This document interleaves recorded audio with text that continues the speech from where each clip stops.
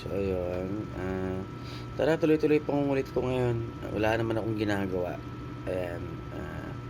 Basa tayo ulit ng mga comment.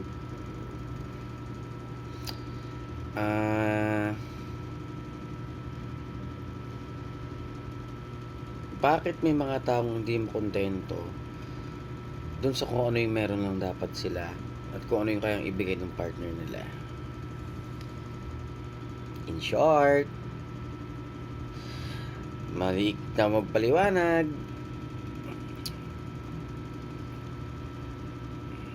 Paano ko nga ba ilalaborate to?